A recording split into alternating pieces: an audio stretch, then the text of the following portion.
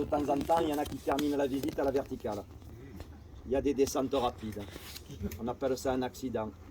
Sinon, avec les dépressifs qui viennent voir le pont et qui n'en repartent pas, ça s'appelle un suicide. Et puis il y a aussi des gens qui entendent se murmurer au creux de leur oreille quand ils sont tout là-haut, des mots doux qui leur disent « Recule-toi pour la photo, c'est bien, continue encore ». Il y a eu quelques séparations de corps. Pour éviter les drames, en 1999, on a fermé cet accès. Il faut dire que depuis 1985, le pont était déjà sous les projecteurs. En 1985, l'UNESCO qui était passé par là avait placé le pont sur la liste du patrimoine mondial. Ah, évidemment, le patrimoine mondial.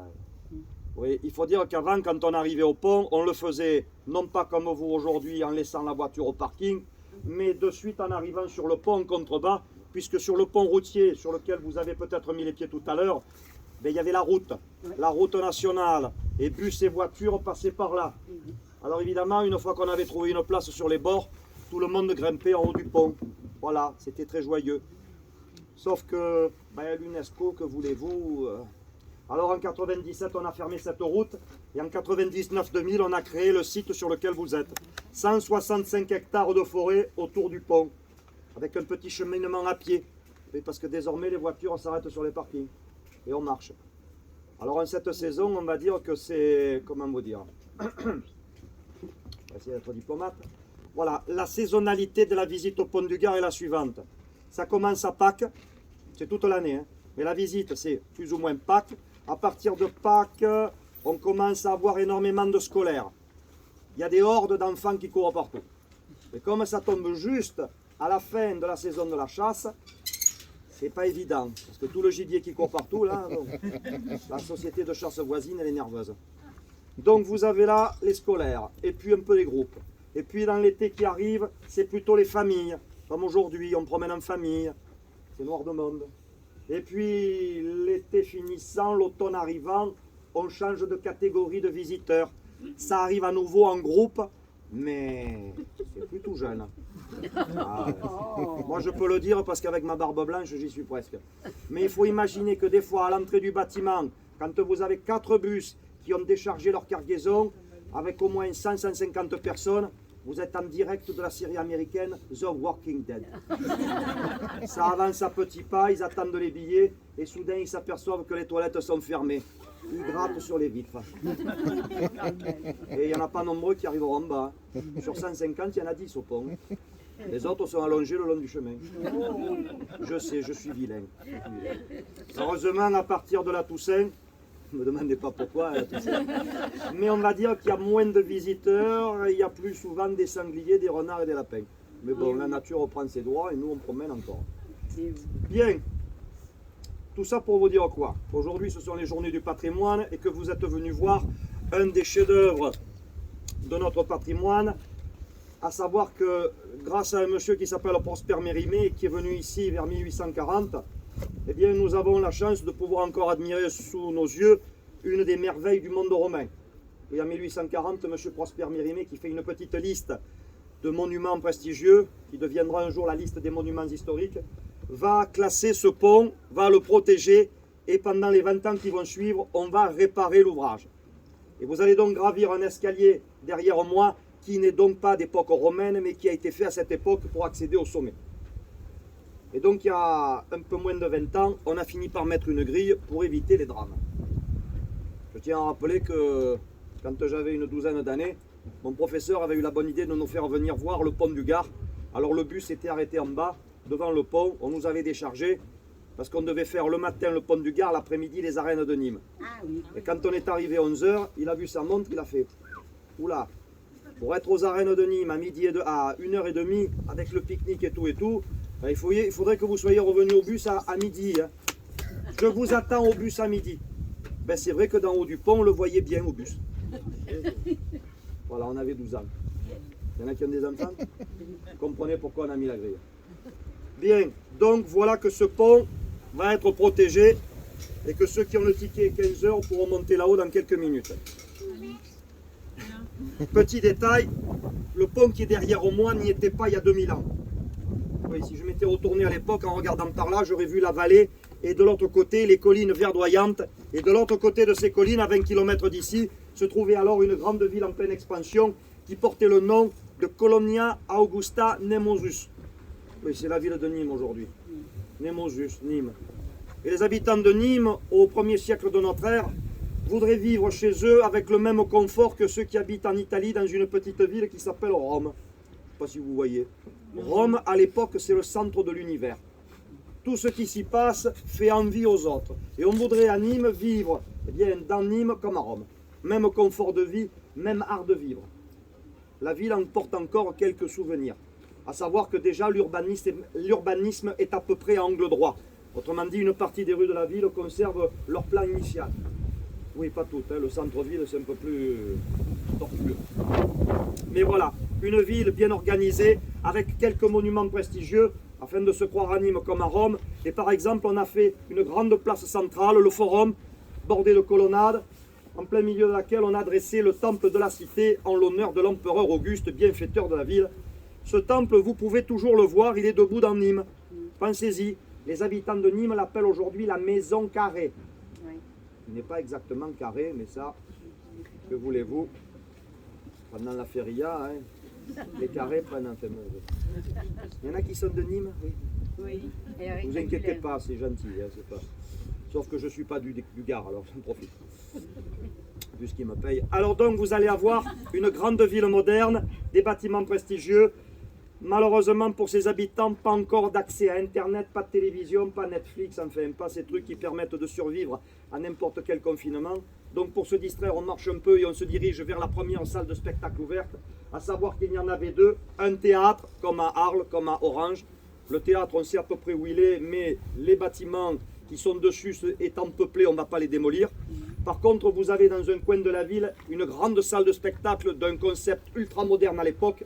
On appelle cela un amphithéâtre. À la fin du 1er siècle, autour des années 100, il sera terminé en pierre.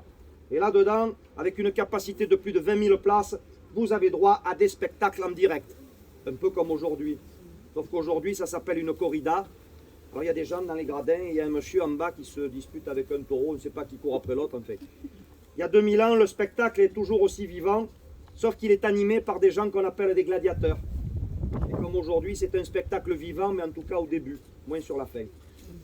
Oui, il y en a qui finissent pas la journée entière. Bon, c'est bien. Je tiens à rappeler que le concept de la salle de spectacle a tellement bien fonctionné qu'à l'époque, que 2000 ans plus tard, ça continue à marcher, pas seulement à Arles et Nîmes. Hein. Désormais, partout sur la planète, vous avez toujours des gens qui rentrent dans des gradins, qui s'installent et qui regardent plus bas ce qui se passe. Alors, c'est plus forcément une corrida ou des gladiateurs, maintenant, ça s'appelle des footballeurs. C'est la même chose. Et pendant qu'on est assis, on profite du spectacle et on oublie sa misère. C'est bien les spectacles, mais l'eau à disposition, ce serait pas mal. Oui, à Rome, il y a des fontaines qui coulent à chaque coin de rue, jour et nuit. Et l'eau y est gratuite. À Nîmes, on voudrait la même chose. De l'eau pour tous, jour et nuit, aux fontaines. Ah, ouais. Alors, avec les spectacles gratuits dans les arènes, ça permet d'avoir la paix sociale. À Rome, on dit du pain et des jeux. À Nîmes, ça sera de l'eau et des jeux. Mais au moins, on est sûr de ne pas voir des gens habillés en jaune en train de manifester leur mécontentement dans les rues. Parce que c'est gratuit. Vous voyez? Ils avaient tout compris. Donc, de l'eau gratuite pour tous. Ah, petit détail. Si vous voulez que l'eau coule aux fontaines, il faut qu'elle y arrive avec de la pression. Pas de pression, pas d'eau. Ah, pensez à votre robinet. Hein. Quand on coupe l'eau dans la rue, ça coule plus. Donc, pour avoir de la pression au robinet, eh bien, c'est simple. N'ayant pas encore de pompe à cette époque, les Romains ne peuvent pas tirer l'eau des nappes phréatiques qui sont sous leurs pieds. Alors ils en profitent de cette eau, ils font des puits. On va chercher l'eau avec une corde et un seau. Mais l'inconvénient de l'eau qui est au fond du puits, c'est que parfois c'est une eau qui est goûteuse. Oui, elle a du goût parce que dans la rue voisine passent les égouts. Goût et goût. Oui, l'étanchéité n'étant pas absolue, de temps en temps, vous ne savez pas trop ce que vous buvez. Alors on préférerait de l'eau qui vient d'une source et qui coule à la fontaine. Oui, parce que si on prend de l'eau en hauteur, si on trouve une source en hauteur, il n'y aura plus qu'à laisser l'eau descendre le long d'un chemin en pente et arriver à l'arrivée, eh bien vous aurez la pression voulue. Parfait. Vous trouvez de l'eau. Très simple. Dans cette direction, à 20 km au nord de Nîmes, qui se trouve par là-bas. Dans cette direction, vous êtes à l'époque au pied d'une ville qui s'appelle Uketia, aujourd'hui Uzès. Les sources y sont très abondantes. Été comme hiver, même débit. Et gros avantage, le niveau des sources à Uzès est plus élevé que l'arrivée prévue dans Nîmes. Il y a 12 mètres d'écart.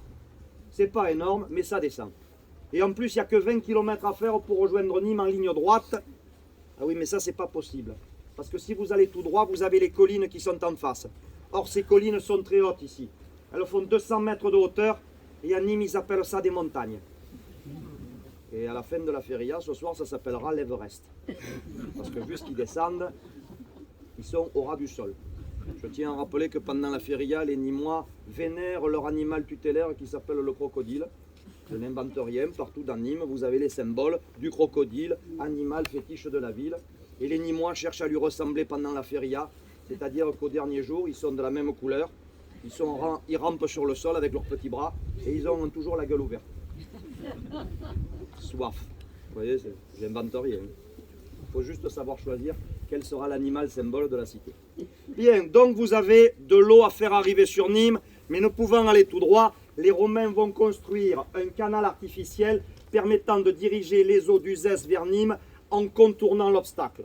Autrement dit, ils vont construire ce qu'ils appellent un aqueduc, aquaeducere en latin, une conduite d'eau. Un mur d'un côté, un mur de l'autre, et de l'eau qui avance entre les deux. Et cette conduite qui partira d'Uzès viendra jusqu'ici, passera par-dessus ma tête et la vallée qui est derrière, pour venir contourner l'extrémité de ces collines qui se trouvent là-bas derrière. Évidemment, ça va être un peu plus long à faire que prévu, parce qu'on n'est plus dans les 20 km linéaires, mais dans les 50 km de contournement. Ah oui, 50 km à faire pour rejoindre Nîmes. Avec un petit problème, il n'y a que 12 mètres de dénivelé que vous répercutez sur 50 km de distance. Autrement dit, la pente, c'est pas un toboggan. 25 cm au kilomètre. Ça, c'est quand on peut le faire. Alors, comme les Romains n'ont pas d'ordinateur, c'est très simple. Entre les sources et la vallée où nous sommes, ça va descendre. L'eau arrive. Avec le passage de la vallée et le contournement des collines, ça descend beaucoup moins. C'est donc l'eau qui arrive d'Uzès qui va pousser la partie qui a du mal à avancer. Et une fois les collines contournées, ça redescend jusqu'à Nîmes. Sauf qu'arriver au bout, c'est pas rapide. Il faut 25 à 30 heures pour que l'eau arrive à Nîmes. Ils ne sont pas pressés, on est dans le sud ici. C'est pas du pastis, si ça avait été du pastis. Donc vous avez une descente, lente certes, mais de l'eau à l'arrivée, c'est l'essentiel.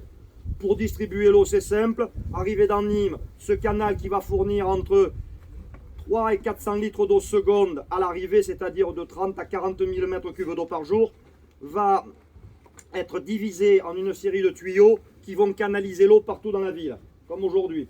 Et puis ces tuyaux se rétrécissant au fur et à mesure de leur avancée, avec le peu de pente qu'on gagne dans Nîmes, et bien vous avez de l'eau partout aux fontaines avec pression. Ça marche. Pour faire tout ça, on mettra à peu près 20 ans. On est entre les années 40 et 60 de notre ère, milieu du 1er siècle. Et pendant ces 20 ans, l'architecte qui supervise les travaux a pensé qu'il était nécessaire de faire derrière moi un petit accessoire indispensable. Oui, petit, il fait 360 mètres de longueur seulement. Pour que l'eau puisse arriver jusqu'à Nîmes. Car cette eau, afin de ne pas perdre sa pente, doit passer là-haut, soit 47 mètres plus haut que le fond de vallée qui est derrière moi. C'est là-haut que ça doit passer. Oui, la pente, c'est un doigt d'épaisseur. Pas comme ça, hein, comme ça.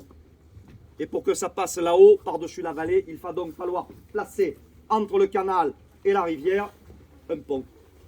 Un pont. Habituellement, messieurs, dames, quand vous faites un pont, c'est un étage. Le viaduc de Millau, le pont de Normandie, même le pont d'Avignon, un seul étage. Même s'ils n'ont pas fini à Avignon, ça, vous la saurez vérifier, il est juste au milieu. Hein, pas... Il dit des Gardois, mais les Vauclusiens. Hein. Moi, je suis des Bouches-du-Rhône. Bref, donc vous avez là un aqueduc qui doit arriver à Nîmes en passant par-dessus la vallée. Et vous l'aurez remarqué, on n'a pas fait un pont, mais 3 empilés l'un sur l'autre. 3 ponts l'un sur l'autre. Alors pourquoi 3 plutôt qu'un? D'abord, pourquoi ici? Tout simplement, la rivière qui est en dessous, le Gardon est assez étroit. Une vingtaine de mètres de largeur. De part et d'autre, du rocher bien solide. Or, si vous posez un pont très lourd sur du rocher bien solide, ça ne s'enfoncera pas. La zone est bien choisie. La rivière est facile à enjamber. Reste à faire un pont à 3 niveaux. Ah, oui, 3 étages. Il faut dire qu'à l'époque, c'est la première fois qu'on monte aussi haut pour faire un pont. Alors, on est un peu dans l'inquiétude. La masse du pont risque de le faire s'effondrer sur lui-même. Alors, avec 3 niveaux empilés, on répartit mieux la charge. Et puis, ça structure mieux le pont sur sa longueur. Et puis aussi, ça permettra de résister à la petite rivière qui passe dessous. Aujourd'hui, le Gardon est bien calme. On en parlait il y a quelques minutes. Parfois, c'est une rivière beaucoup moins calme. Nous sommes ici en climat méditerranéen. Il fait chaud et sec. Ça fait des mois qu'on attendait la pluie, comme chaque année. Sauf que cette année, c'était plus long que d'habitude. Et voilà que la pluie s'est pointée au début de l'automne, vous voyez. Alors tout le monde a tremblé. Oui, parce que ici, quand il pleut sur des sols secs, c'est beaucoup d'eau au même instant. Ce qui fait que l'eau ne pouvant pénétrer dans les sols, elle arrive directement en bas dans la vallée et ça déborde. En 2002, septembre 2002, la rivière qui est derrière moi en contrebas est montée de presque 18 mètres de hauteur. Pour simplifier, de l'autre côté de la vallée, vous avez un restaurant, une esplanade et un mur en béton.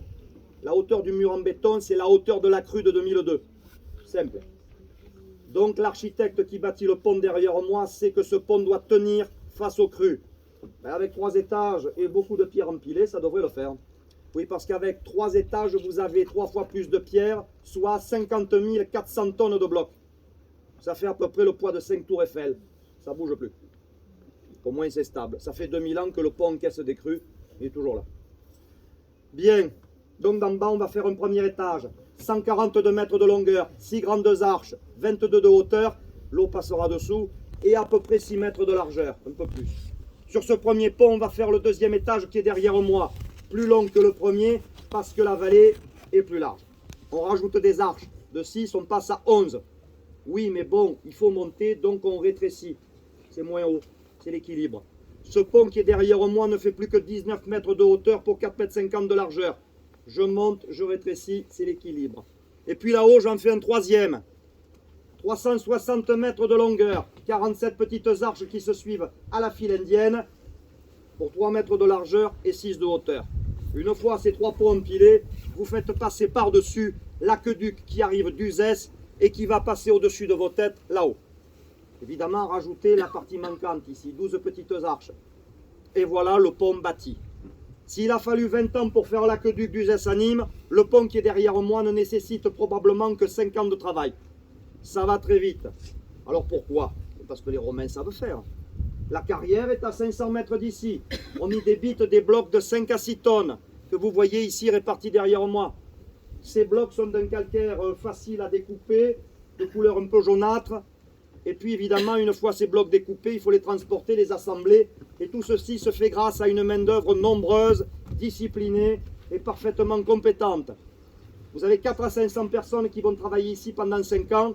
La majorité d'entre eux s'appellent esclaves. Depuis, on les habille en rouge.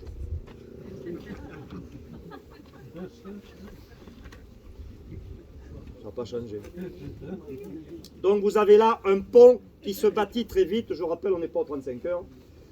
Et voilà que pour aller encore plus vite, tous les blocs que vous avez derrière moi, pour être assemblés, vont être hissés grâce à de grosses machines de levage. Alors pour ceux qui ont du mal à imaginer, vous voyez la canne à pêche avec le moulinet?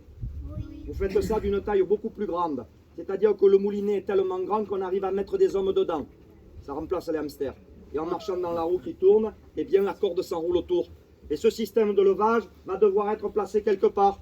Vous aurez remarqué sur les piliers du pont, vous avez des blocs de pierre qui sortent des murs. Imaginez sur ces blocs de pierre de gros échafaudages et les machines fixées dessus. On tire les pierres du rez-de-chaussée, on vient les placer dans les piliers. Puis on construit des arches en bois, les cintres, sur lesquels on pose les claveaux, les pierres. Et une fois tout ceci monté, eh bien vous avez le pont du Gard. Et pour aller vite, je l'ai dit, un petit truc en plus. Entre chaque pierre derrière moi, pas un gramme de colle, pas de ciment, pas de mortier, rien. C'est simplement le poids de l'ensemble et la pression des arches qui tient le tout ensemble. Voilà, et je le rappelle pour les visiteurs de 15 heures, c'est là-haut que vous allez passer. Je le rappelle aussi, en général, plus personne ne revient par là après. Je n'invente rien.